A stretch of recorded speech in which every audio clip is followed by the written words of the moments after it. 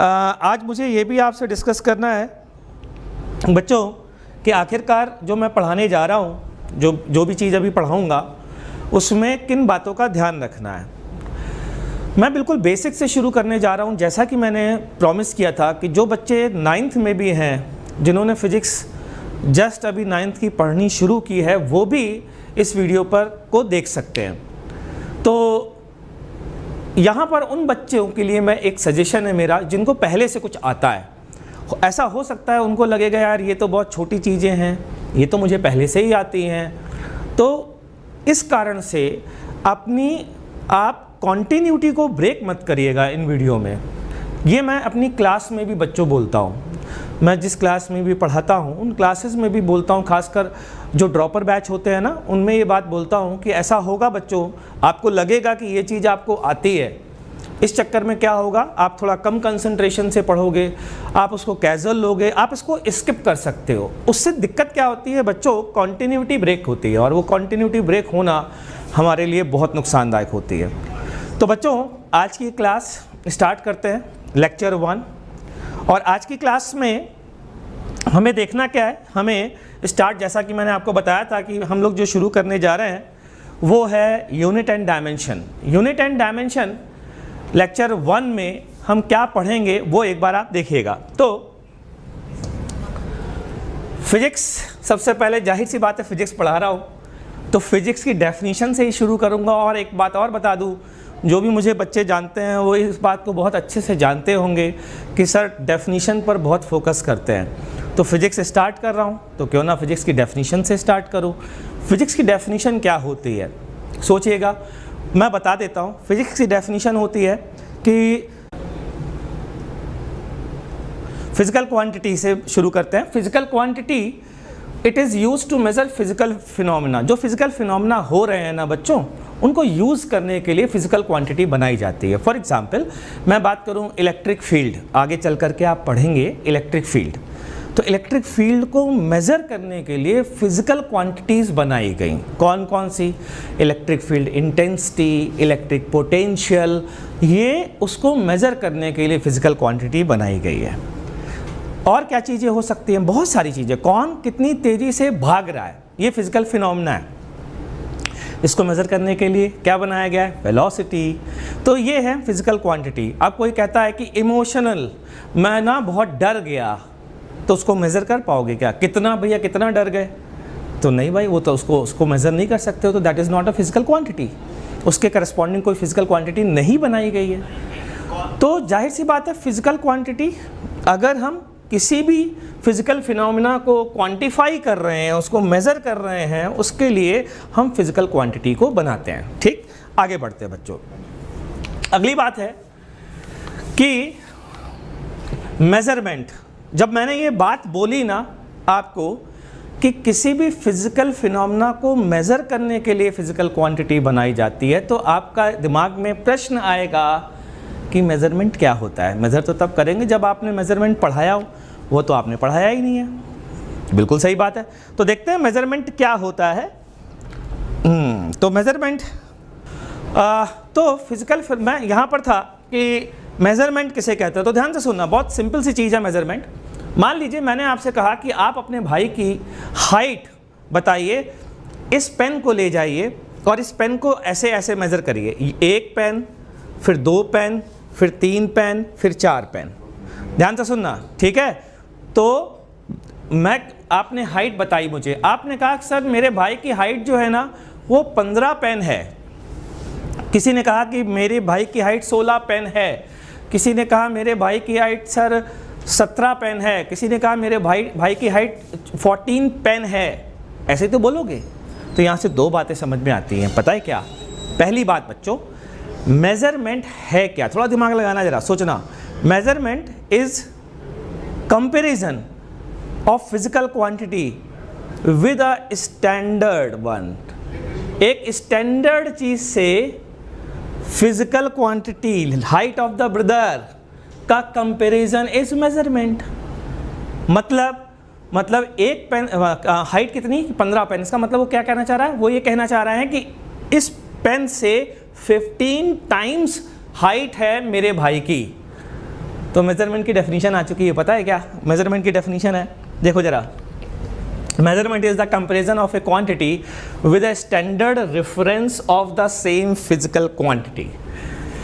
तो ये तो एक बात हो गई है। अब दूसरी बात सुनिएगा, बड़ी इंपॉर्टेंट सी चीज, ये जो स्टैंडर्ड रेफरेंस लिखा है ना बच्चों, इस पे थोड़ी सी बात ध्यान देने लायक है। मैं एक बात थोड़ा सा पेन चेंज करता हूँ, ये वाला कलर लेता हूँ। स्टैंडर्ड रेफरेंस, ये स्टैंडर्ड रेफरेंस जो है ना बच्चों, ये यूनिट कहलाता है। आगे चल करके आप देखेंगे ये यूनिट कहलाता है, ठीक। तो जैसे मैं बात करूं, हमारी हाइट की यूनिट क्या थी? पेन थी।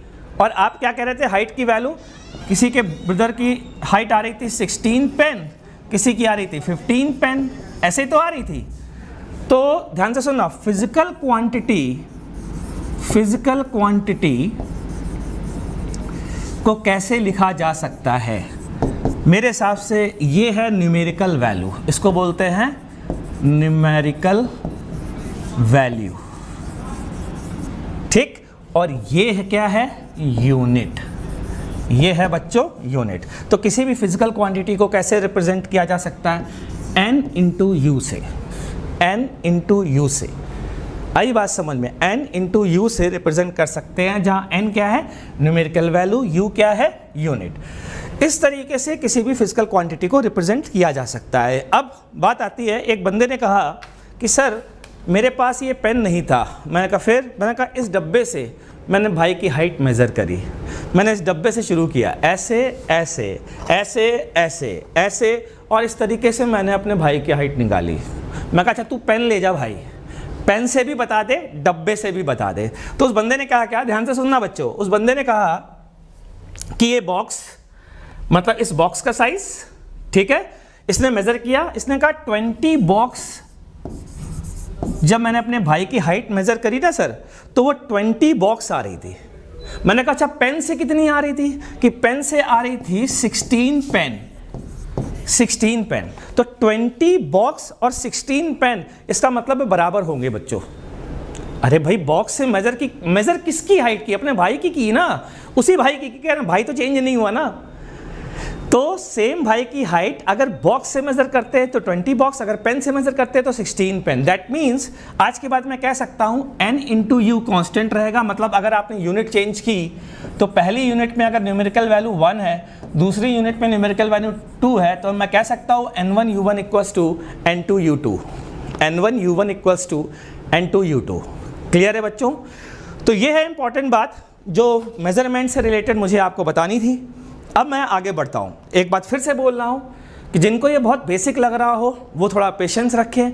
बेसिक से बहुत ऊपर लेवल तक जाएंगे। ऊपर लेवल का मतलब हम लोग INPHO ही नहीं, IPHO भी टच करेंगे। लेकिन जाहिर सी बात है पहला हमारा पड़ाव होगा NSEP। तो अभी फ़िलहाल तो मैं NSEP के लेवल तक ले जाऊंगा आपको, और फिर NSEP के एग्ज़ाम के, बल्कि INPHO के लेवल तक भी कहीं कहीं पर मैं टच करूंगा, JEE एडवांस और INPHO, ठीक। उसके बाद फिर हम लोग IPHO भी देखेंगे, मतलब रिलेटिविटी वगैरह भी मैं आपको पढ़ाऊंगा। आगे बढ़ते हैं बच्चों। यूनिट, अभी अभी बताया था ना यूनिट क्या होती है।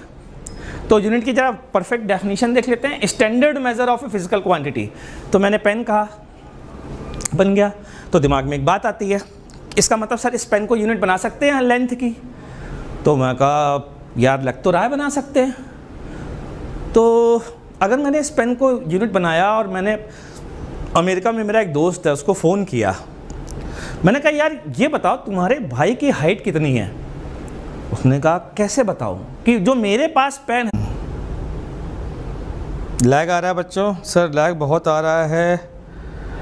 ओके, समझने में दिक्कत हो रही है। फिजिकल क्वांटिटी मींस क्या होगा? Magnitude, yes sir. RC Ranjan, Tarun Kumar, बहुत लैग आ रहा है। Lag lag lag, okay. साइब्रॉग, नो सर, ऑल गुड, ठीक है। लैग आ रहा है, लैग क्यों आ रहा है बीच बीच में? ओके ओके, ड्रॉपर ओलंपियाड की क्लास में मेरे हिसाब से अपीयर क्यों होंगे, ड्रॉपर को अपीयर नहीं होना चाहिए, कोई फ़ायदा नहीं है, ठीक है। नाउ परफेक्ट, अब सही आ रहा है, ओके ठीक है। अब बच्चे कह रहे हैं सही आ रहा है, नहीं ओके ठीक है, अब ठीक है, ओके ठीक है, बहुत बढ़िया, चलिए फाइन। तो मैं, हाँ गुड, अब मैं आगे बढ़ता हूँ बच्चों, बीच बीच में आ जाता है, अभी ठीक है, चलो अभी ठीक है। तो मैं आगे बढ़ता हूँ। फिज़िकल क्वांटिटीज़ कितने तरीके की होती हैं? फिज़िकल क्वांटिटीज़, जो फिज़िकल क्वांटिटी को मैंने डिफ़ाइन किया था बच्चों, दो तरीके की, एक को कहते हैं फंडामेंटल और दूसरे को कहते हैं डिराइव्ड। कि साहब फंडामेंटल फिजिकल क्वांटिटी किसे कहते हैं, कि डिराइव्ड फिजिकल क्वांटिटी किसे कहते हैं, देख लेते हैं फटाफट जल्दी से देख लेते हैं। तो fundamental quantities, a set of fundamental quantities can be defined in which all the quantities are independent of each other and can be used as a reference to derive other physical quantities। ये है definition, बहुत important, ध्यान रखिएगा। आपको notes available Telegram channel पर करा दूंगा, ध्यान रखिएगा। तो एक बार और जब मैं नेक्स्ट क्लास लूँगा तो ये सारी चीज़ें आपको याद भी होनी चाहिए बच्चों, नोट्स पढ़ के आइएगा वरना फ़ायदा नहीं होगा। ज़रा समझिएगा ये क्या मीनिंग है। A set of fundamental quantities can be defined in which all the quantities are independent of each other and can be used as a reference to derive other physical quantities. मतलब set of fundamental quantity, एक example लेता हूँ अपनी बात को समझाने के लिए। जैसे मैंने कहा मास, लेंथ,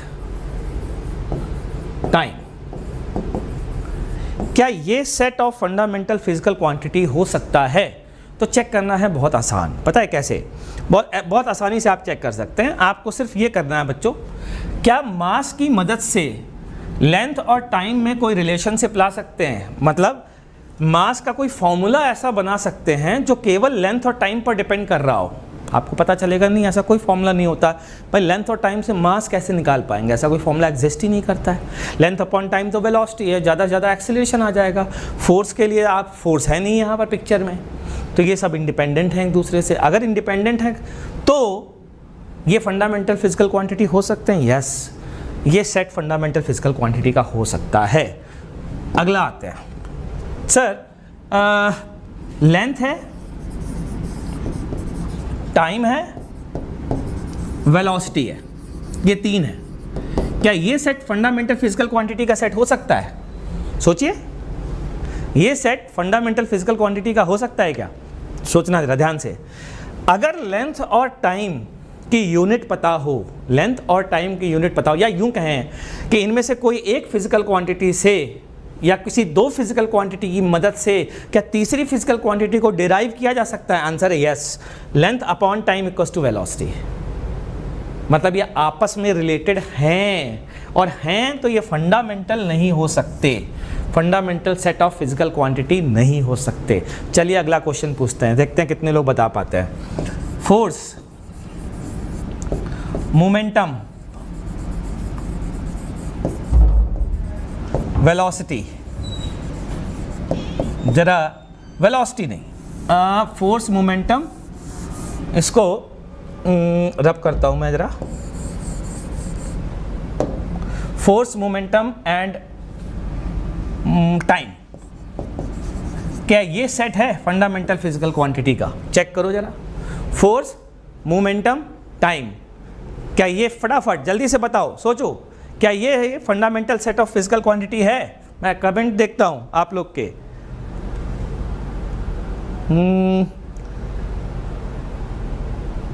जल्दी बोलो फटाफट फटाफट, क्या ये है कि नहीं है? मैं वेट कर रहा हूं। ओके, नो नो, बढ़िया, अरे वाह, शाबाश, गुड। नहीं, सबको समझ में आ गया? गुड, बहुत बढ़िया बच्चों। तो फोर्स, मोमेंटम, टाइम क्यों नहीं है? क्योंकि आपको पता होगा rate of change of momentum with respect to time, यानी मोमेंटम अपॉन टाइम किसके बराबर होता है? फोर्स के बराबर। तो ये set of fundamental physical quantity नहीं है। क्लियर? मैं ये मानता हूँ कि आपको तो बात ये समझ में आ गई है। तो बच्चों अब आगे बढ़ते हैं। अगली चीज़ है जो मैं, जिसके ऊपर मैंने लिख दिया है, तो पहले इसको रिमूव कर देता हूँ ताकि आपको दिखाई दे जाए वो चीज़। और आगे से ध्यान रखूँगा कि ऐसी जगह लिखूँ कि रब ना करना पड़े। ये धीरे धीरे एक्सपीरियंस के साथ आएगा, या लाइव में जाने पर धीरे धीरे चीज़ें आएंगी बच्चों। तो fundamental quantities are chosen by CGPM। हालांकि ऐसी कोई खास चीज़ नहीं है। CGPM क्या है, जिसके बारे में मैंने कहा था कि कौन सी कॉन्फ्रेंस होती है जिसमें इंटरनेशनल स्टैंडर्ड ऑफ यूनिट्स। भाई फंडामेंटल क्वांटिटीज़ अभी हमने क्या डिस्कस किया, कोई भी 3 सेट हो सकते हैं, ऐसे कोई भी 7 हो सकते हैं। एक्चुअली में 7 बनाई गई हैं। तो ये डिसाइड करे कौन? हिंदुस्तान वाले कह रहे हैं हम बनाएंगे, अमेरिका वाले कह रहे हैं तुम्हारी ऐसी तैसी हम बनाएंगे, कोई UK कह रहा है ऐसे कैसे हो सकता है यार, हमने राज किया है हम बनाएंगे। तो यार ये लड़ाई बच रहा है ना। तो एक जनरल कॉन्फ्रेंस बनाई जाती है जिन्हें दुनिया भर के साइंटिस्ट बैठते हैं, और उस जनरल कॉन्फ्रेंस को बोलते हैं general conference on weights and measures. ठीक, इस कॉन्फ्रेंस में डिसाइड किया जाता है कि आखिरकार फंडामेंटल फिजिकल क्वांटिटी किसे कहेंगे, और पूरे वर्ल्ड को ये एक्सेप्ट होना चाहिए, इंटरनेशनली ये चीज़ एक्सेप्ट होनी चाहिए। ठीक, तो इन्होंने साहब फंडामेंटल फिजिकल क्वांटिटी बनाई, 7 फंडामेंटल फिजिकल क्वांटिटी पूरी फिजिक्स में बनाई, और कहा कि बाकी फिजिक्स में जितनी भी फिजिकल क्वांटिटीज़ हैं वो सारी इन 7 से डिराइव की जा सकती हैं। तो देखिएगा वो कौन कौन सी हैं। 7 fundamental quantities chosen by CGPM। 7 fundamental quantity कौन कौन सी हैं? वो हैं आपके सामने, देख सकते हैं। Mass, length, temperature, electric current, amount of substance, luminous intensity, ये वो है ये 7। क्या इन्हें याद रखना है? जी हाँ, बिल्कुल याद रखना है। ये सर क्या है? ये इनका सिंबॉलिक रिप्रेजेंटेशन है। शॉर्ट में इनको इसी तरीके से लिखा जाएगा। कहाँ ज़रूरत पड़ेगी, थोड़ी देर का वेट करिए, आपको पता चल जाएगा कहाँ ज़रूरत पड़ने वाली है। ये है SI unit, international standard of unit, जिसकी मैं बात कर रहा था, है ना। इनकी क्या यूनिट है? किलोग्राम, मास की, लेंथ की मीटर, टाइम की सेकेंड, टेम्परेचर की केल्विन, इलेक्ट्रिक करंट की एम्पियर, अमाउंट ऑफ सब्सटेंस की मोल, ल्यूमिनस इंटेंसिटी कैंडला। इनमें से आपको ये सारी, ये तो आपने सुनी होंगी, ये सुना है, ये सुना, ये सुना, ये सुना, ये सुना, ये सुना, ये नहीं सुना सर जी, ये क्या होता है ये हमने नहीं सुना, सुनने की ज़रूरत भी नहीं है, नहीं है, विश्वास मानिए। थोड़ा सा हिंट दे देता हूँ। एक्चुअली में ल्यूमिनस इंटेंसिटी की क्यों नहीं सुना, या यूँ कहेंगे ल्यूमिनस इंटेंसिटी जो है ना,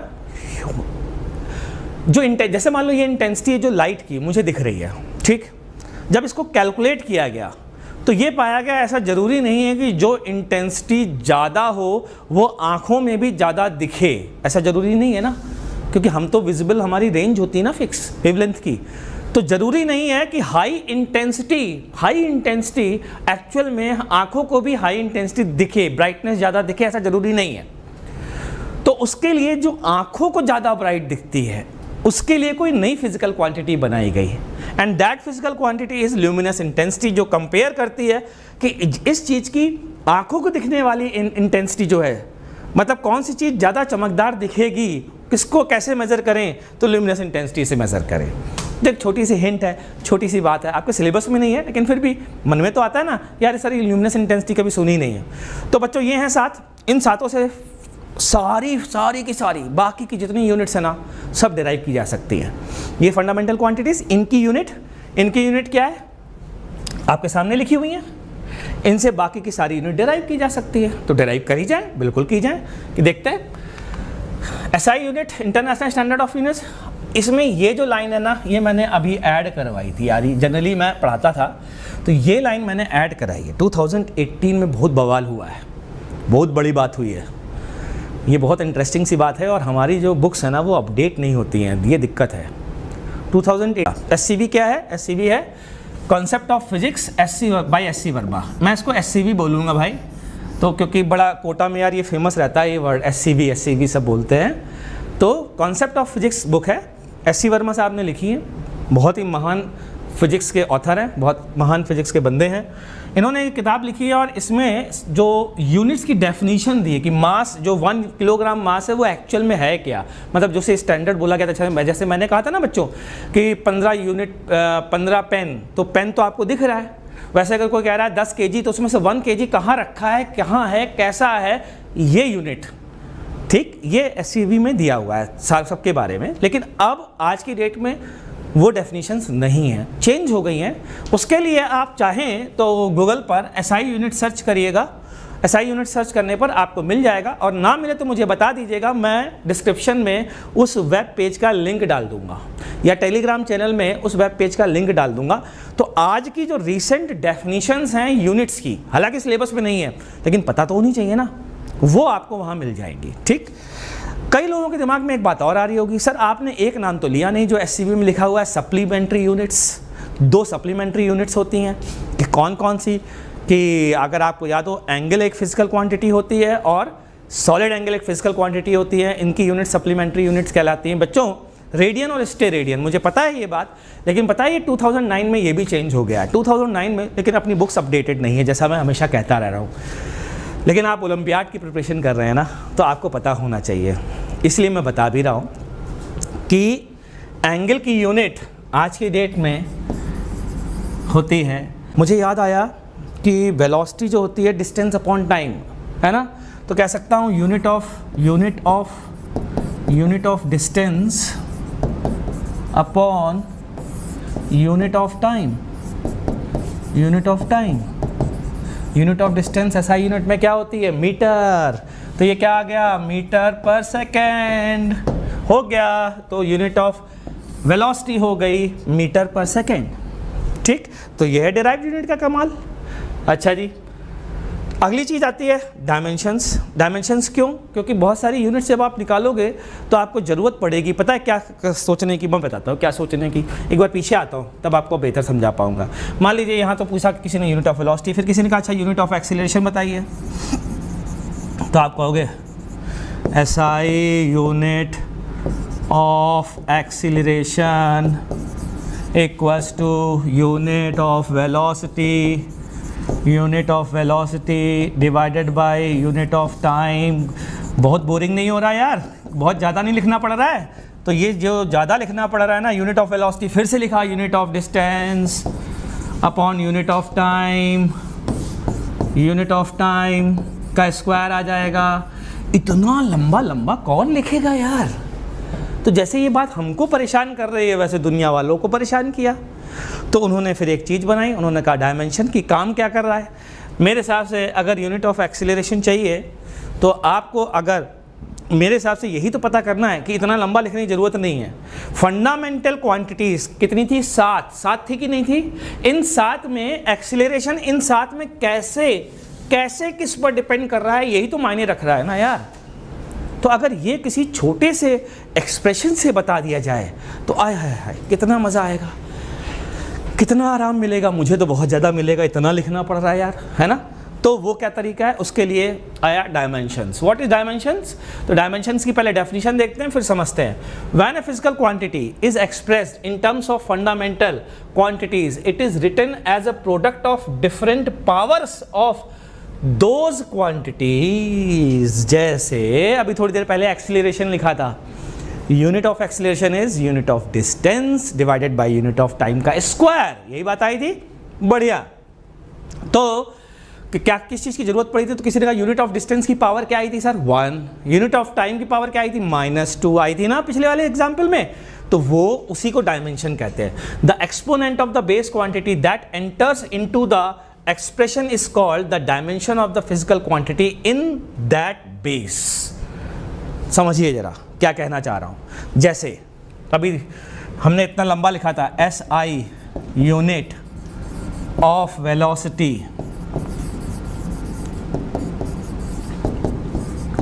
SI unit of length divided by SI unit of time. थकान वाला काम फिर से कर रहा हूँ, लेकिन लास्ट बार कर रहा हूँ, बार बार करने की ज़रूरत नहीं पड़ेगी। इस चीज़ को ना बच्चों, इस चीज़ को लोगों ने आसान बनाने के लिए, जैसे हम परेशान हो रहे हैं वैसे लोग भी परेशान हो रहे थे, लोगों ने आसान बनाने के लिए एक तरीका निकाला। और वो तरीका क्या निकाला? ध्यान से सुनना। SI यूनिट ऑफ वेलोसिटी को यूँ लिखा बॉक्स में, डब्बे में, V बॉक्स बराबर इनके सिंबल्स का यूज़ किया। याद है वो सिंबल्स ब्रैकेट में लिखे थे? मैंने कहा था सिंबॉलिक रिप्रेजेंटेशन, याद आया? L/T या फिर L × T⁻⁻1। ठीक सर, यार ये डब्बा क्यों बनाया, इसकी क्या ज़रूरत थी? देखो बेटा क्यों बनाया, अभी समझ में आ जाएगी, ध्यान से सुनना। डब्बा इसलिए बनाया ताकि अगर मैं ये लिख करके यहाँ से चला जाऊँ और किसी को ना बताऊँ कि ये क्या है, तो कोई आदमी गलती से इसको फॉर्मूला समझ सकता है कि आज के बाद मैंने फॉर्मूले का रट्टा मार लिया, v equals to LT minus 1, v equals to LT minus 1। लेकिन ये फॉर्मूला नहीं है भाई, ये रिलेशनशिप है एक डिराइव्ड यूनिट की फंडामेंटल यूनिट के साथ। तो ये फॉर्मूला ना कहला करके ये कहलाता है डायमेंशनल फॉर्मूला। और ये क्या रिप्रेजेंट करता है कि कोई भी क्वांटिटी फंडामेंटल फिजिकल क्वांटिटीज पर कैसे कैसे डिपेंड करती है। इसको बोलते हैं क्या बोलेंगे, डायमेंशनल फॉर्मूला। डायमेंशनल फॉर्मूला, पहली बात इसको बोलते हैं डायमेंशनल फॉर्मूला।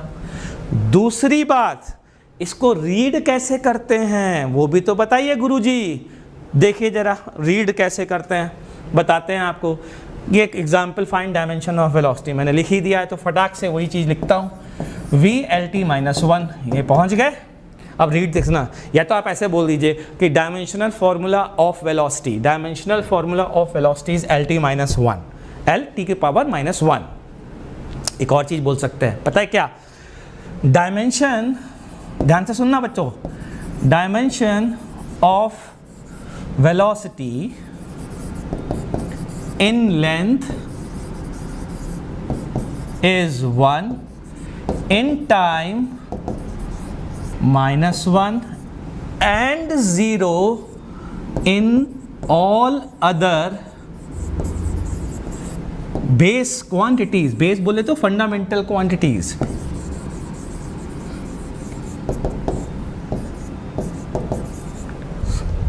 देख लीजिए भाई, dimension of velocity in length is 1, in time dimension of velocity in length की पावर बोलो is 1, in time it is minus 1 and 0 in all other base quantity, मतलब बाकी की पावर 0 मान सकते हैं ना भाई। ठीक, तो ध्यान रखिएगा ये डायमेंशन नहीं है बच्चों, डायमेंशनल फॉर्मूला है। जैसे मैं तुमसे पूछूं कि डायमेंशनलेस फिजिकल क्वांटिटी का क्या मीनिंग होगा, मतलब सबकी पावर क्या होनी चाहिए 0, तो उसका डायमेंशनल फॉर्मूला क्या होगा उस फिजिकल क्वांटिटी का, डायमेंशनल फॉर्मूला 1 होगा।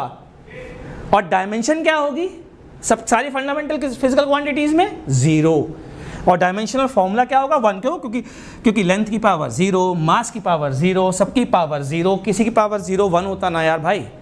क्लियर? चलिए अगला एग्जांपल लेते हैं, find dimensional formula of force.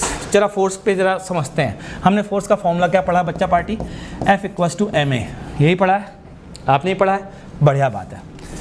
तो मैं कह सकता हूँ dimensional formula of force is dimension of mass, जो कि m होती है, हमें पता है सिंबॉलिक रिप्रेजेंटेशन, मास का तो मास ही रहेगा ना भाई, क्योंकि ये फंडामेंटल फिजिकल क्वांटिटी है। a क्या चीज़ है, तो याद दिलाता हूँ, a की डायमेंशनल फॉर्मूला जो भी होता हो वो लिख दीजिए, मैं का लिख देता हूँ।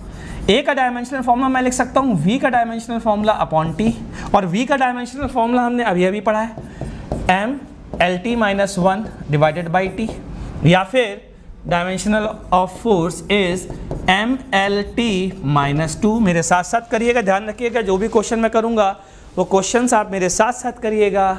तो फोर्स की डायमेंशन बच्चा पार्टी क्या आ गई है, MLT माइनस 2। क्या रीड करेंगे, dimension of force in mass is 1, in length is 1, in time is minus 2 and 0 in all other base quantities. खत्म हो गया, ठीक है। रट्टा मारना है, बिल्कुल मारना है, फोर्स की डायमेंशन याद होनी चाहिए, ध्यान रखिएगा, ठीक है। सम और एग्जाम्पल्स, कुछ और एग्जाम्पल्स भी ले लेते हैं, जरा ध्यान से देखिए। सबसे पहला मोमेंटम, जरा निकालिए तो सही मोमेंटम की डायमेंशन। थोड़ा सा टाइम दे रहा हूँ आपको, तब तक मैं आपके कमेंट्स पढ़ता हूँ कमेंट सेक्शन में। मैं जरा बताता हूँ मोमेंटम की डायमेंशन। मोमेंटम की डायमेंशन, सबसे पहले मोमेंटम का फॉर्मूला होता है बच्चों मास इनटू वेलोसिटी।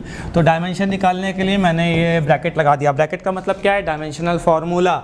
मास की डायमेंशन क्या, खुद फंडामेंटल क्वांटिटी, तो m इंटू वी की डायमेंशन। वी की डायमेंशन अभी थोड़ी देर पहले डायमेंशनल फॉर्मूला हमने पढ़ाया था, MLT माइनस 1, ये हो गया मोमेंटम, खत्म, खल्लास, बस इतना ही था। पता नहीं क्या क्या लिख रहे हैं नालायकों कमेंट सेक्शन में, कुछ लोगों ने सही भी लिखा है, कुछ लोगों ने गलत भी लिखा है, ठीक है। आगे बढ़ते हैं, अगला वर्क, टाइम दे रहा हूँ, करिए कोशिश जल्दी से फटाफट। 1 मिनट का टाइम है आपके पास, मैं चाहता हूं कि आप लोग करें साथ साथ मेरे।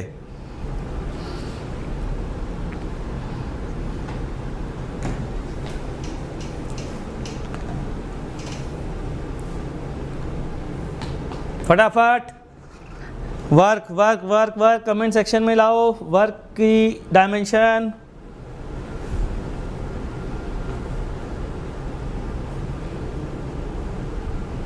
अभी तक नहीं आई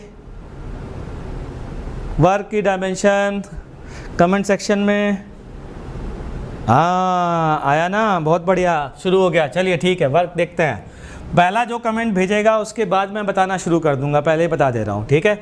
तो वर्क इक्वल्स टू हमने क्या पढ़ा था बचपन में, एफ डी कॉस थीटा, कुछ इस तरीके से पढ़ा था। अब आगे चल करके कुछ और तरीके से पढ़ाऊंगा, लेकिन ठीक है, अभी 9th और या 8th वाली डेफिनेशन पर फोकस कर रहे हैं। तो इसका डायमेंशन ये हो गया।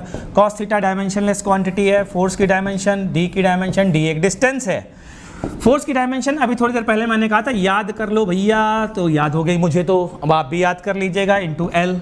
तो ये आ गया एल की पावर 1, एल की पावर 1, एल की पावर सेम बेस हुआ तो एल की पावर 2 हो जाएगा, तो ml2t-2। ये है फोर्स की डायमेंशन, सॉरी वर्क की डायमेंशन। ठीक है भाई, चलें आगे बढ़ें।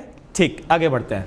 एनर्जी, फटाफट शुरू हो जाइए, एनर्जी की डायमेंशन बताइए, देखते हैं। जो सबसे पहले बताएगा मैं उसके बाद शुरू कर दूंगा बताना।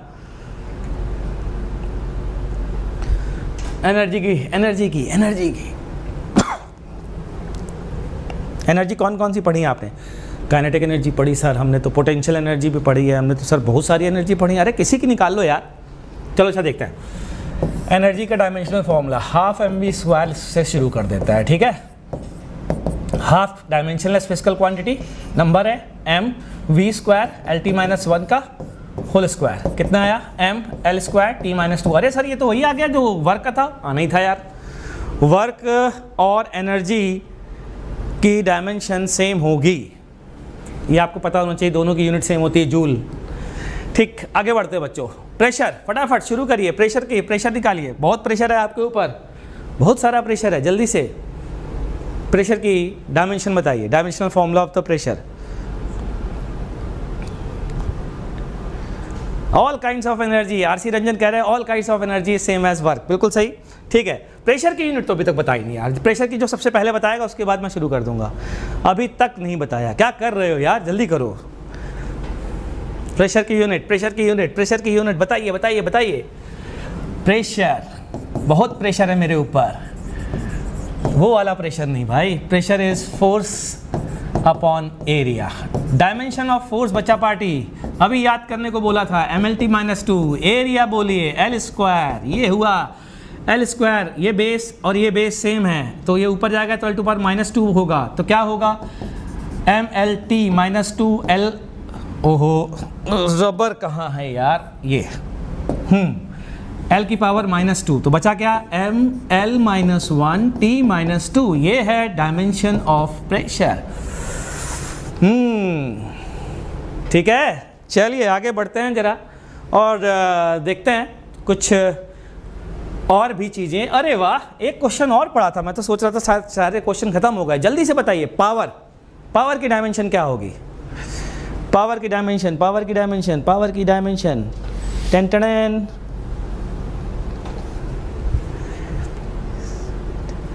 सोचिए सोचिए सोचिए सोचिए, फटाफट फटाफट फटाफट। प्रेशर हो चुका है। वर्क बताओ भैया, वर्क। कृष्णकांत कुमार, वर्क भी हो गया, पावर बताना था। वो पावर की यूनिट, पावर की डायमेंशन।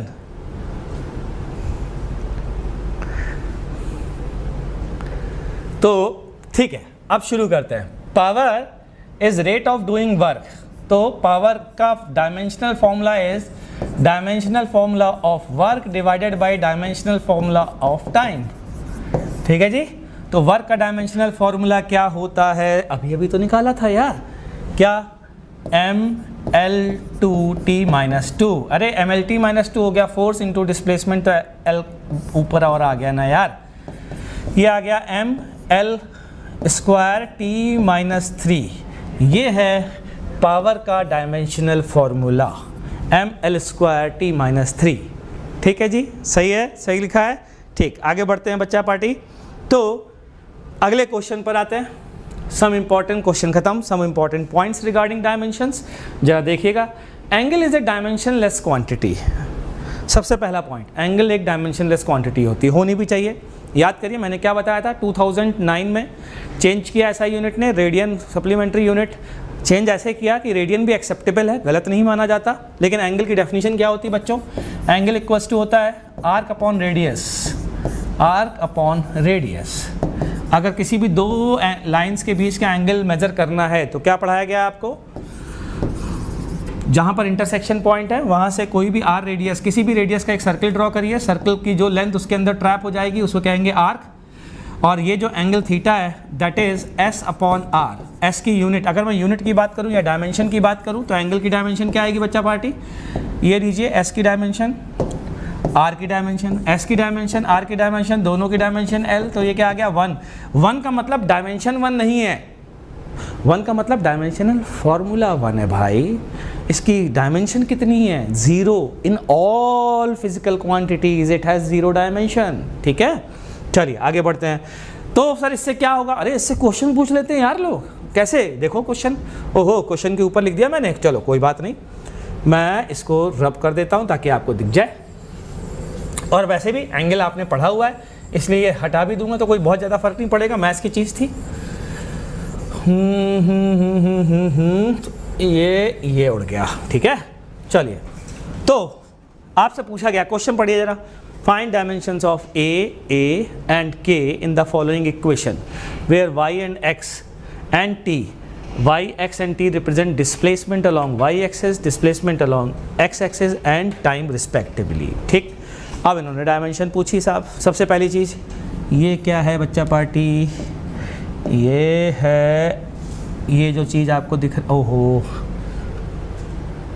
अगला पेज आ गया यार। हाँ, ये जो चीज़ दिख रही है आपको ये है एंगल, क्योंकि साइन कॉस टेन ये किसी एंगल का ही तो लिया जाता है और ये होगा डायमेंशनलेस। तो इसका डायमेंशनल फार्मूला क्या होना चाहिए मैं बताता हूँ, के एक्स बाई टी। अगर डायमेंशनलेस है तो इसका डायमेंशनल फार्मूला 1 के बराबर होना चाहिए। ठीक, अब आते हैं के एक्स क्या चीज़ है, देखो डिस्प्लेसमेंट, एल क्या चीज़ है, टी क्या है टाइम, ये आ गया 1। तो यहाँ से के की डायमेंशन बच्चा पार्टी आ जाएगी, कितनी आ जाएगी जरा, T L minus 1। This is the dimension of के। चेक कर लीजिए, कोई डाउट हो तो पूछिए कमेंट सेक्शन में मुझे। बढ़िया, आगे बढ़ते हैं। ए की डायमेंशन कैसे निकालें, अरे साइन फंक्शन आने के बाद जब आप किसी का साइन लेते हैं, जैसे आपने कहा साइन 30 डिग्री, साइन 30 डिग्री की वैल्यू हाफ होती है, हाफ मीटर थोड़ी ना होती है यार, क्योंकि साइन तो किसी चीज़ का रेशियो होता है ना। ऑल ट्रिग्नोमेट्रिक रेशियो बोले जाते हैं। साइन को क्या बोलते हैं, sine theta is equal to, बोलो जल्दी से, आपने पढ़ा है, ये थीटा है, ये परपेंडिकुलर है, ये बेस है, ये हाइपोटेनस है, तो साइन थीटा की वैल्यू परपेंडिकुलर अपॉन हाइपोटेनस होती है, तो बोलो यूनिटलेस होगी कि नहीं होगी। तो ट्रिग्नोमेट्रिक क्वांटिटीज ये भी यूनिटलेस है तो इसकी भी डायमेंशन कुछ नहीं होगी। इसका मतलब dimension of y and dimension of a must be same. किस वजह से कैसे आपने कह दिया डायमेंशन ऑफ y और डायमेंशन ऑफ a सेम। अरे एक बात बताइए भाई, इधर की फिजिकल क्वांटिटी की डायमेंशन इधर की फिजिकल क्वांटिटी की डायमेंशन के बराबर ही तो होनी चाहिए। मतलब अरे मतलब 1 किलोमीटर इक्वल्स टू 300 केल्विन हो सकता है क्या, ये कोई बात हुई, ये कोई तरीका हुआ है ना। सेम दो इक्वलिटी आ रही, तो इक्वलिटी का मतलब क्या होता है, इक्वलिटी का मतलब होता है फिजिकल क्वांटिटी सेम होना, फिजिकल क्वांटिटी की वैल्यू भी सेम होना और वो फिजिकल क्वांटिटी भी तो सेम होगी। तो y की डायमेंशन वही होगी जो a की होगी, और y क्या है डिस्प्लेसमेंट, यानी कि a की डायमेंशन आ गई बच्चा पार्टी l। देख लीजिए, समझ लीजिए, कोई डाउट आए तो कमेंट सेक्शन में लिखते रहिएगा। अगली क्लास जब शुरू करूँगा ना तो कमेंट सेक्शन में कोई अच्छा डाउट आया ना तो पक्का उसी से शुरू करूँगा, ये प्रॉमिस कर रहा हूँ। तो कोई भी डाउट आए ना तो छोड़ना नहीं, लिखना जरूर, आज नहीं क्लास के लास्ट में लिख देना, बाद में लिख देना। मैं जब क्लास शुरू करूँगा नेक्स्ट क्लास तो डाउट्स, अच्छे डाउट्स को लेके शुरू करूँगा, ये भी ध्यान रख लेना। बहुत इंटरेस्टिंग सी क्लास बनने वाली है। तुम सोचो आज जो पढ़ाया उसमें जो डाउट्स आए वो अगली क्लास में डिस्कस होने वाले हैं। इससे अच्छी क्या बात हो सकती है, वो डाउट डिस्कस करूँगा और फिर आगे की पढ़ाऊँगा। भैया देखो जेईई एडवांस में निकालना तो ऐसे ही पढ़ना पड़ेगा, अगर आपको ओलंपियाड आपका ड्रीम है ना तो ऐसे ही पढ़ना पड़ेगा। ठीक, हम आगे बढ़ते हैं बच्चों। Exponents are dimensionless, exponents are dimensionless. Sir ये कौन सी कहानी आप बता रहे हो यार, एक्सपोनेंट्स क्या चीज़ होती है, अरे एक्सपोनेंट्स क्या चीज़ होती है आपको पता नहीं क्या। y equals to X square का मतलब क्या होता है, एक्स का 2 बार मल्टीप्लिकेशन। तो ये 2 बार मल्टीप्लिकेशन ये यूनिटलेस होगा ना भैया, ये यूनिटलेस होगा ना, इसकी कोई यूनिट थोड़ी ना होगी, ये यूनिटलेस होगा ना। और अगर ये यूनिटलेस है तो इसकी डायमेंशनलेस भी तो होगा, तो इसका डायमेंशनल फॉर्मूला क्या होगा 1। अरे किसी की पावर मीटर में थोड़ी ना हो सकती है यार। एक्स को 2 बार मल्टीप्लाई करो, एक्स को यहाँ 2 मीटर होता है, एक्स को 2 बार 2 मीटर मल्टीप्लाई करो, ये क्या कौन सी बात हुई। तो ये जो एक्सपोनेंट्स होते हैं वो कैसे होते हैं, यूनिटलेस, डायमेंशनलेस। तो एक्सपोनेंट्स आर डायमेंशनलेस। ठीक है जी, आगे बढ़ते हैं, एक एग्जाम्पल लिख लेते हैं। Find dimension of A and B in the following equation where Y x and t represent displacement along y axis, displacement along x axis and time respectively। इसमें मैं 2 मिनट का टाइम दे रहा हूँ सभी बच्चों को, क्योंकि पिछली बार मैंने काफ़ी समय लगाया पिछले क्वेश्चन में। मैं चाहता हूँ आप लोग भी इस क्वेश्चन को सॉल्व करिए फटाफट और कॉपी में निकाल के रखिए, कमेंट सेक्शन में आंसर डालिए, तब मैं शुरू करूँगा। ठीक है, मैं वेट कर रहा हूँ आपका, शुरू हो जाइए। चलिए, बहुत बढ़िया बहुत बढ़िया। कई लोगों ने आंसर बताना शुरू कर दिया, तो ठीक है, मैं भी ज़रा देखता हूँ मुझे आता है क्वेश्चन की नहीं आता, ज़रा ये भी समझ लेते हैं। तो ये है पावर, ये है एक्सपोनेंट, और अभी अभी हमने क्या बोला है, एक्सपोनेंट्स आर डायमेंशनलेस। ठीक, तो मैं क्या लिखूंगा, dimension of A T square upon x, x की डायमेंशन क्या होगी, डायमेंशनल फॉर्मूला, कोई चीज़ डायमेंशनलेस होती है तो उसका डायमेंशनल फॉर्मूला 1 के बराबर होता है बच्चों। ठीक है, एक्स क्या है डिस्प्लेसमेंट, टी क्या है टाइम। तो फिर यहाँ से आगे बढ़ते हैं, क्या लिखेंगे, dimension of A T square upon L equals to 1। तो डायमेंशन ऑफ ए आ गया एल टी की पावर -2, ये है dimension of A. Dimension of B, यहाँ पर फिर से वही बात, ई की पावर समथिंग है, और ई क्या चीज़ होती है, एक नंबर होता है, एक कांस्टेंट होता है, और कांस्टेंट कैसा, मैथमेटिकल कांस्टेंट जिसकी कोई यूनिट नहीं होती है। इसका मतलब जो डायमेंशन y की होगी वही डायमेंशन b की होगी। तो बच्चा पार्टी b की डायमेंशन कितनी आ गई, वही जो लेंथ की डायमेंशन है। क्या जी, क्या मेरी बात ये क्लियर है आप लोगों को। तो a की डायमेंशन आ गई, b की डायमेंशन आ गई, या कोई डाउट हो तो पूछ सकते हैं आप लोग कमेंट सेक्शन में डाल करके। खैर मैं आगे बढ़ता हूँ। Any mathematical operation is executed only on dimensionless quantity. कोई भी मैथमेटिकल ऑपरेशन एग्जीक्यूट किया जा रहा है, मैथमेटिकल ऑपरेशन से आपका कहना क्या है, अरे जैसे लॉग हो गया यार, लॉग किसी फिजिकल क्वांटिटी पे ऑपरेट थोड़ी होता है। एक एग्जांपल देख लेते हैं। Find dimensions of A in the following equation where V Y V and T represent displacement along Y axis, velocity and time respectively. Log, log किस पे ऑपरेट होता है, डायमेंशनलेस फिजिकल क्वांटिटीज पे ऑपरेट होता है, इनकी कोई यूनिट नहीं होनी चाहिए। तो dimension of A T divided by V is 1। ठीक है, तो यहाँ से आया dimension of A into T divided by dimension of V equals to 1। तो यहाँ से डायमेंशन ऑफ ए साथ साथ सॉल्व करते जाओ, ऐसा ज़रूरी नहीं है कि आप चाहो कि सर रुक जाएं, आप सर से तेज सॉल्व करो, सर तो वैसे भी सबको समझाने के लिए थोड़ा धीरे ही सॉल्व कर रहे हैं। तो v की बच्चा पार्टी डायमेंशन क्या होगी, LT-1। ठीक, अरे होगी ना, अपॉन t। तो यहाँ से a की डायमेंशन क्या आ गई, LT-2। ये है डायमेंशन, चेक कर लीजिए। अगर कोई बात समझ में नहीं आई है तो कमेंट सेक्शन में ज़रूर से लिख दीजिए, मैं कमेंट सेक्शन देख रहा हूँ आप लोगों के।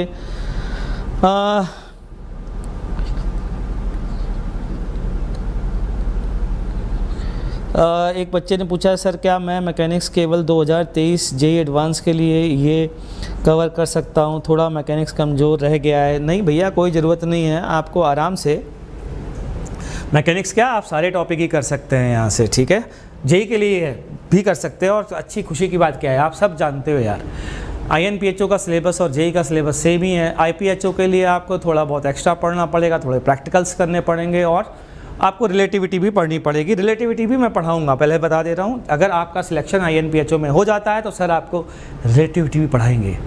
मैं क्यों इंटरेस्टेड हूँ रिलेटिविटी पढ़ाने में, क्योंकि बहुत मज़ेदार टॉपिक होता है, इसलिए सर को बहुत मज़ा आता है। खैर आगे बढ़ते हैं बच्चों। Application of dimensional analysis, application part पर आते हैं कि क्या क्या एप्लीकेशन है, क्या क्या बातें हैं, किस तरीके से इस पर क्वेश्चन भी पूछे जा सकते हैं, तो उस पर आते हैं, ध्यान से सुनिएगा। अच्छा, एक बात और बताता हूँ बच्चों, कई लोग सोच रहे होंगे यार ये क्यों पढ़ा रहे हैं। तो पहली बात, मैंने प्रॉमिस किया था कि 9th के बच्चे भी इसको कर सकते हैं, इसलिए मुझे पढ़ाना ज़रूरी समझता हूँ। दूसरी बात, एक इंटरेस्टिंग फैक्ट बताऊँ, मैंने आज से करीब 1 महीने पहले जेई के पिछले 6 साल के पेपर, 6 या 7 साल के पेपर की एनालिसिस की थी। पता है, एक टॉपिक ऐसा था जिससे हर साल क्वेश्चन आया था, और वो था यूनिट एंड डायमेंशन। इससे हर साल एक क्वेश्चन आया है, हर साल। तो फिर समझ सकते हैं कि ये तो इम्पॉर्टेंट भी है ना।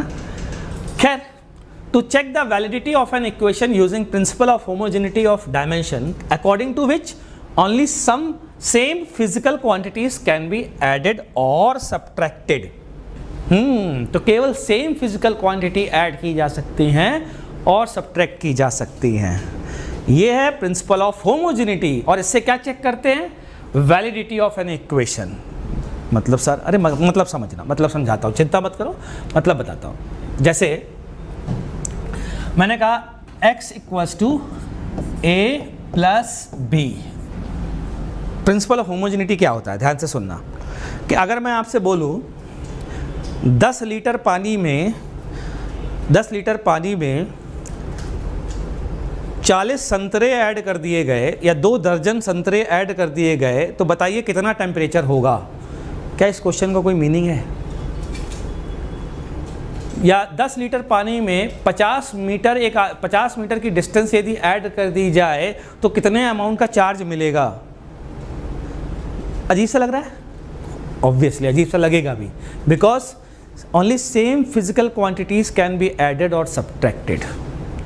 आप ये पूछ सकते हैं कि 50 लीटर पानी में 10 लीटर पानी और डाल दिया गया तो कितना बचा, या 40 लीटर पानी और निकाल दिया गया तो कितना बचा, ये क्वेश्चन। और जो बचेगा वो भी पानी ही होगा लीटर में, इस बात का भी ध्यान रखिएगा। That means what is principle of homogeneity? Dimension of X, या इससे भी पहले मैं लिखना चाहूँगा X, A and B must represent same physical quantity,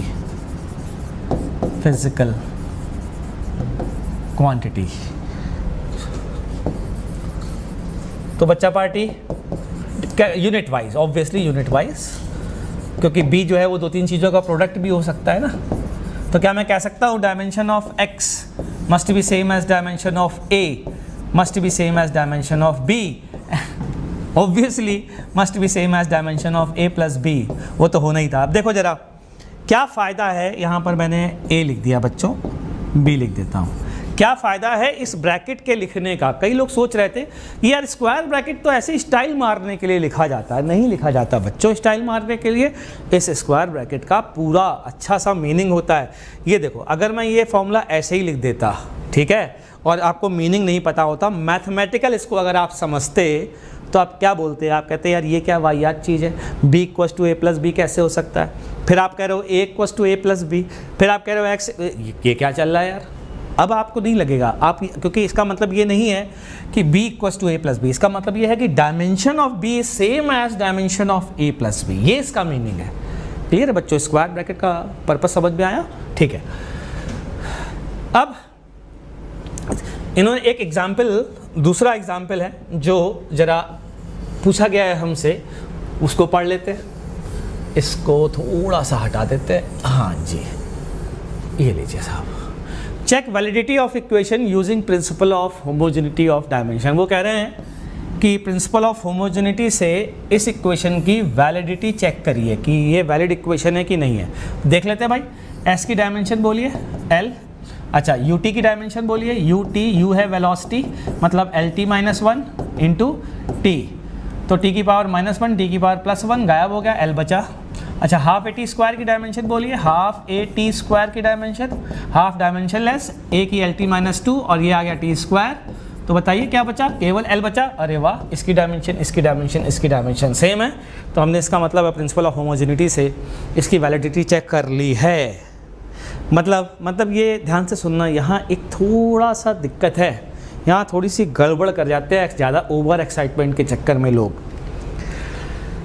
check validity of equation using principle of homogeneity of dimensions. ध्यान से सुनना, यहाँ पर हम ये बात कहेंगे कि according to principle of homogeneity this equation is correct, लेकिन इसका उल्टा नहीं कह सकते। कि मतलब सर, मतलब फिर से बोल रहा हूँ, अगर कोई इक्वेशन करेक्ट है, फिर कोई इक्वेशन करेक्ट है तो प्रिंसिपल ऑफ होमोजेनिटी वाइज भी वो करेक्ट होगी।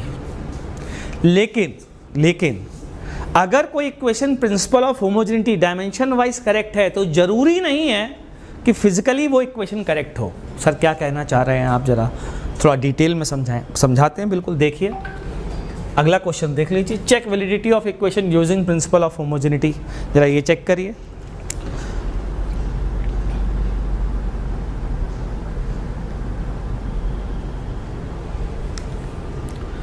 S equals to ut plus AT square. क्या कह सकते हैं, इसकी डायमेंशन और इसकी डायमेंशन आपस में सेम है। क्या कह सकते हैं, अभी थोड़ी देर पहले ही निकाली थी, सेम है। लेकिन आपको पता है S equals to ut plus AT square is a wrong equation, सही इक्वेशन नहीं है।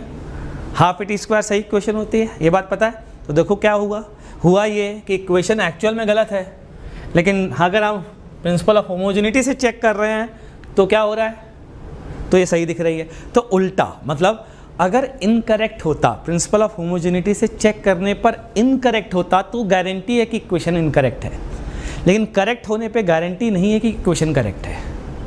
क्लियर? ठीक, आगे और देखते हैं जरा कुछ। हाँ, एक आपके लिए बच्चा पार्टी एग्जाम्पल लाया हूँ, जरा ट्राई करिए। इसमें 2 मिनट का समय दे रहा हूँ, बहुत अच्छा क्वेश्चन है। Find dimension of A, B and C where symbols have their usual meanings. Usual meanings का मतलब क्या है, x है डिस्टेंस, t है टाइम, y है distance and v is representing velocity. ठीक है, चलिए शुरू हो जाइए। A B C के डायमेंशन बताइए, 2 मिनट का समय दे रहा हूँ, फटाफट। चलिए, कुछ लोगों ने आंसर लिखना शुरू कर दिया हो तो मैं भी ज़रा इसका सोल्यूशन बताना शुरू कर देता हूँ।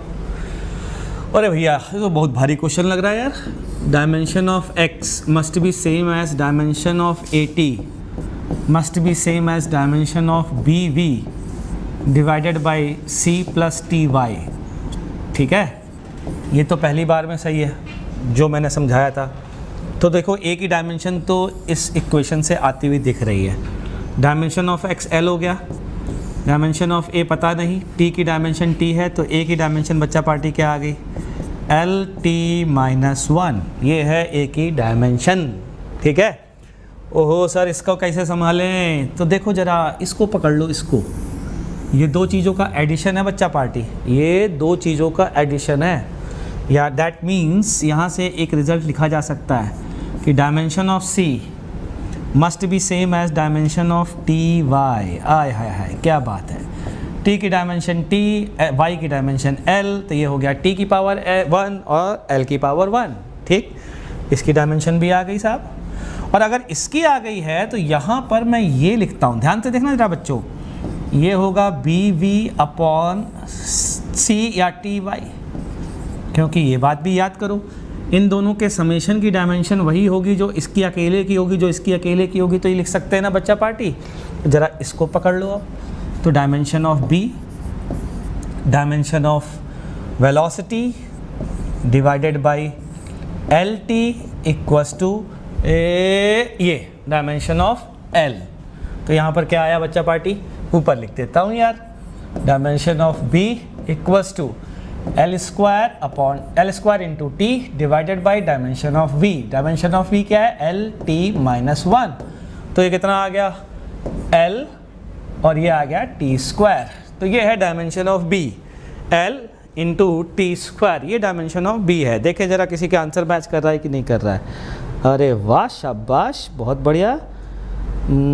कई सारे बच्चों ने सही आंसर लिखा है, वेरी गुड, वेल डन। चलिए बच्चों, आगे बढ़ते हैं। एक नोट है जिसके बारे में मैं पहले भी आपको बता चुका हूँ। क्या? If an equation is dimensionally correct, it does not mean that it is valid, but if it is dimensionally incorrect then it must be wrong. अगर करेक्ट है, ध्यान से सुनना, अगर if equation is dimensionally correct, it does not mean that it is valid. जरूरी नहीं कि valid हो, हाँ, लेकिन एक कंफर्म बात है, अगर डायमेंशनली इनकरेक्ट है तो पक्की बात है रॉन्ग होगी, जिसका एग्जाम्पल मैं थोड़ी देर पहले बताया था बच्चों, आपको वापस से देख लो। S equals to ut plus half it square, दोनों both equations are dimensionally correct, but this equation is wrong, this equation is correct. Dimensionally both equations are correct. ठीक, चलिए आगे बढ़ते हैं। एप्लीकेशन ऑफ डायमेंशनल एनालिसिस का दूसरा part है conversion of units. Conversion of units कैसे कन्वर्ट करें, अरे कैसे क्या कन्वर्ट करें, थोड़ी देर पहले ही तो हम लोगों ने डिस्कस किया था कन्वर्जन ऑफ यूनिट्स में, अगर आपको याद हो। n1u1 इक्वल्स टू n2u2, याद आया कुछ? हैं, ये कब किया? अरे आज की क्लास की स्टार्टिंग में किया। n1u1 और n2u2 आपस में बराबर हैं। याद दिलाता हूँ। मैंने कहा था कि पेन की जगह इस बॉक्स से हाइट मेज़र करो, कुछ याद आया? मैंने कहा था ना आपसे कि 16 बॉक्स इक्वल्स टू 14 पेन या 13 पेन, कुछ इस तरीके की इक्वेशन मैंने लिखी थी, याद है? तो वो दोनों आपस में सेम थे। मैंने कहा था कि हाइट थोड़ी ना आपके भाई की चेंज हो जाएगी, इसलिए n1u1 इक्वल्स टू n2u2। और इसकी मदद से बच्चों, इस इक्वेशन की मदद से कैसे कन्वर्ट की जाएंगी यूनिट, ये बताने जा रहा हूँ। तो क्या स्टेप होंगे वो ध्यान से सुनना। सबसे पहली चीज़ आप क्या करेंगे, जिस फिजिकल क्वांटिटी की यूनिट आपको कन्वर्ट करनी है उस फिजिकल क्वांटिटी की डायमेंशन लिखेंगे। तो सबसे पहला स्टेप, राइट द डायमेंशन या dimensional formula of the quantity whose unit has to be converted, जिसकी यूनिट कन्वर्ट करनी है, आपको उसका डायमेंशनल फॉर्मूला लिखना होगा। ठीक, चलिए आगे बढ़ते हैं। फिर क्या करें साहब, जैसे एक एग्जांपल लेता हूँ। मान लीजिए आपको फोर्स की यूनिट कन्वर्ट करनी है, तो फोर्स का डायमेंशनल फॉर्मूला क्या होगा? आप लिखेंगे mLT-1। ठीक, फिर क्या करेंगे? फिर आप ये करेंगे कि n1 अगर उसकी numerical value n1 numerical value अगर एक सिस्टम में है, मतलब एक यूनिट में है, तो आप लिखेंगे n1 m1 L1 T1 -1। ये क्या है? Unit in one system. कोई सिस्टम है जिसमें ये यूनिट है, ऐसे यूनिट्स को रिप्रेजेंट किया जाएगा। मतलब जैसे पहले हम लोग m की यूनिट क्या बोले थे? किलोग्राम बोले थे ना बच्चों। यहाँ पर m1 इज़ द किलोग्राम, वो वहाँ का किलोग्राम ये m1 से रिप्रेजेंट करेंगे। ठीक है, फिर बाद में रख देंगे वैल्यू, यार इसमें क्या दिक्कत है? n2 m2 L2 T2 -2। ये क्या है? Unit in other system. और फिर सॉल्व कर लेंगे, निकाल लेंगे n2 n1 की वैल्यू की। कैसे निकाल लेंगे? अरे हम लिखेंगे ना यार, n2 इक्वल्स टू n1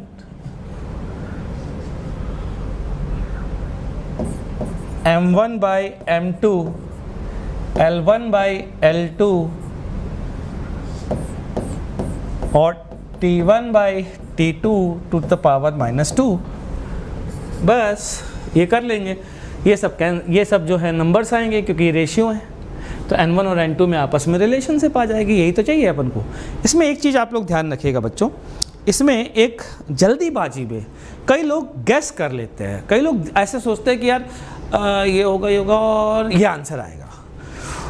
तो उन लोगों के लिए बहुत सावधान रहने की आवश्यकता है। ध्यान रखिएगा, ऐसे लोग उल्टा आंसर निकाल देते हैं। मतलब सर, मतलब आंसर आ रहा होगा 1 फॉर एग्जांपल 1:3 और वो निकाल के आ जाएंगे 3:1।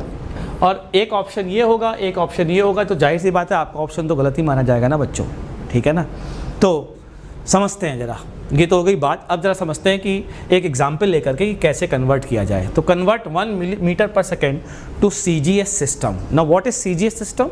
तो आपको पता होना चाहिए, सेंटीमीटर ग्राम सेकेंड सिस्टम। और ये क्या है? SI। तो ध्यान से सुनना। सबसे पहले वेलोसिटी की डायमेंशन क्या बताई थी? वेलोसिटी की dimension v equals to LT-1। ठीक है, फिर क्या लिखूंगा? 1 की वैल्यू पूछी है, तो 1 ये हो गया n1 L1 T1 -1 equals to CGS में हमें पता नहीं, उसका नाम है n, n2 इज n। ठीक, L2 T2 -1। अब यहाँ लिखने जा रहा हूँ, SI यूनिट में 1 है, SI यूनिट में 1 है, तो ये हो गया मीटर, ये हो गया सेकेंड। n ये L2 बोलो, L2 क्या है? सेंटीमीटर। और ये क्या रहेगा, सेकेंड, तो सेकेंड ही है। n की वैल्यू बोलिए कितनी आ गई, 1 मीटर अपॉन सेंटीमीटर। तो कई बच्चे सोच रहे होंगे कि सर ये चीज़ तो मैं ऐसे ही चुटकी में सॉल्व कर सकता हूँ, आप इतना समय क्यों लगा रहे हैं। अरे बच्चा पार्टी, समय लगाएंगे इसलिए क्योंकि मुझे आपको समझाना है। तो एक सिंपल एग्जाम्पल लेकर के यहाँ पर सारे स्टेप बता रहा हूँ। तो मतलब ये नहीं है कि इतना टाइम लगेगा, लेकिन मेरा चाहता हूँ, मेरा फोकस ये क्वेश्चन सॉल्व करना नहीं है, मेरा फोकस है मेथड को समझाना। तो क्वेश्चन छोटा कर दिया और मेथड को डिटेल में समझा दिया, इसलिए ऐसा करता हूँ। तो सेंटीमीटर से सेंटीमीटर कैंसिल हो गया, n आ गया 100। इसकी कोई यूनिट नहीं होगी, ये नंबर है भाई।